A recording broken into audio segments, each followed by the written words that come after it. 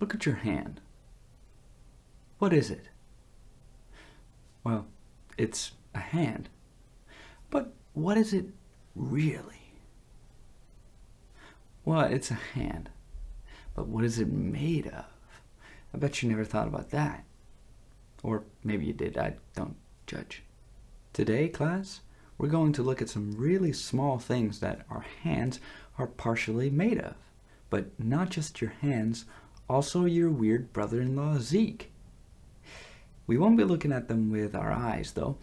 We'll be looking at them with our brains because they are so small that we cannot see them with our eyes. Our eyes are just like, nah. But also our microscopes are like, nah. Our best microscopes are unable to see what we are about to, well, look at. And they're called electrons.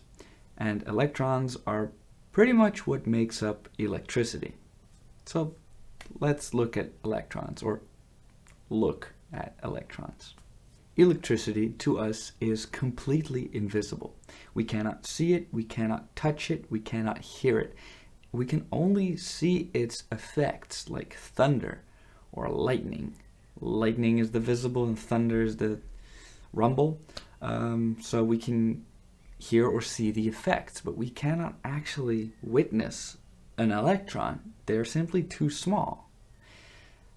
But altogether, if we have very many of them, we can make electricity with them. So they become quite interesting. How do we know they exist? Good question. All matter you see around you is made up of atoms. And not the name atom, but atom, A-T-O-M. And we made a little drawing of them like this, and we have many different types of atoms. They are kind of like Pokemon. They all have their own number. There's many types, and they all have a similar art style. And this is Rutherford's art style, or it's actually the atom model of Rutherford. And we can see here a core, which is what we call the nucleus, and we have some dots whizzing around them. That's what the lines are for. There's dots whizzing around them. And what that stands for here is protons, neutrons, and electrons.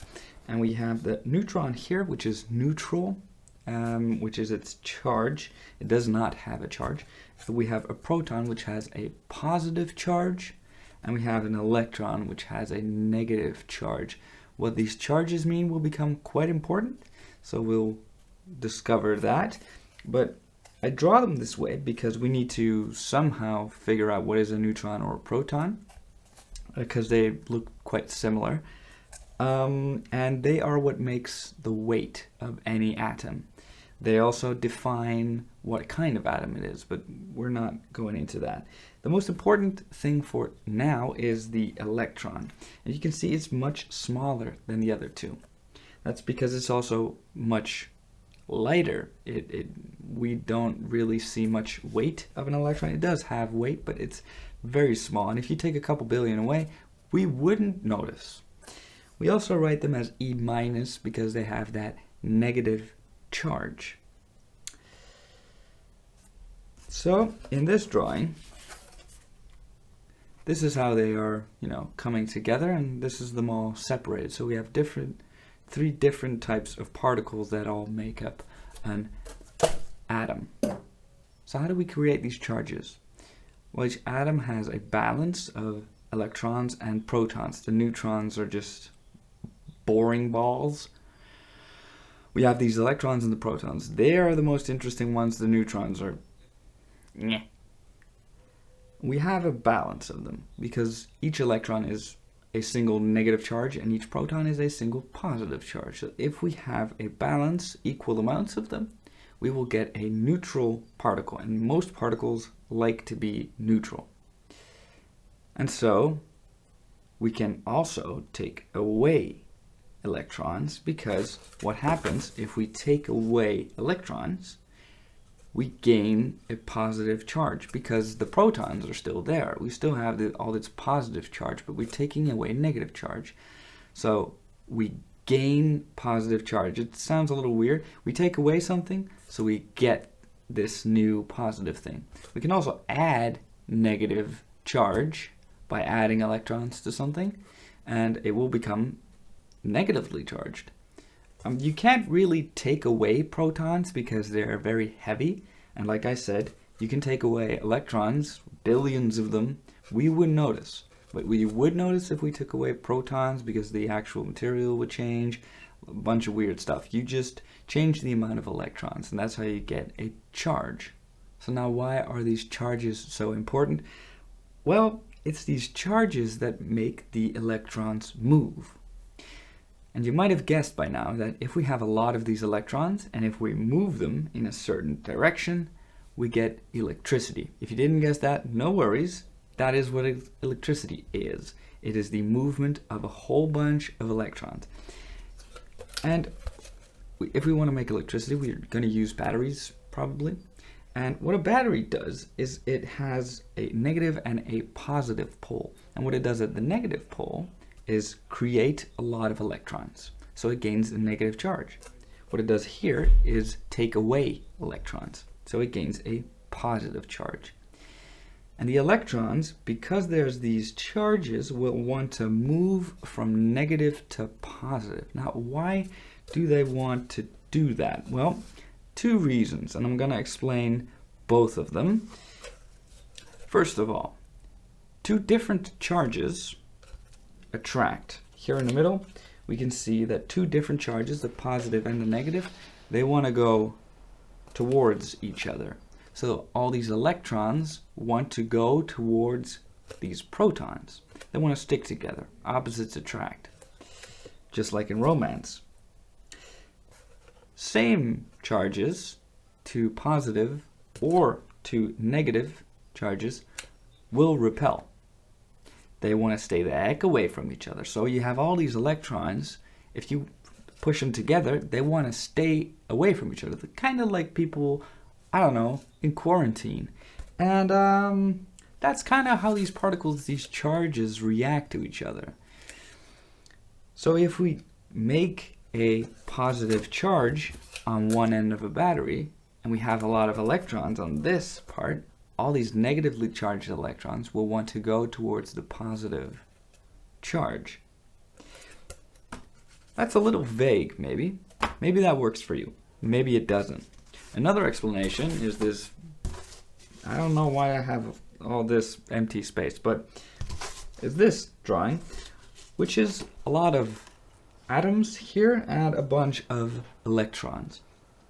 Now this drawing is supposed to be something like iron or copper. It is atoms in a nice array, if you will. And what's special about metals is that they have some electrons around them that are not attracted to the nucleus, the core, very much, so they can just kind of go off on their own. They are kind of like the parents with the 21, 22-year-olds, so eventually they can just kind of do what they want. So they got a bunch of these teenager electrons ready to go. And now here is a lot of space. This is Amsterdam. This is, I don't know, Utrecht? No, Utrecht's pretty full too. Alkmaar. This is Alkmaar. This is Amsterdam. Now what do these electrons do? There's no space here, so they move towards where there is space. It's actually the same thing as what I just said. Here we have a negative charge, and here we have a positive charge. This whole negative charged area will want to move towards the positive charge. But the reason that is because there's more space here.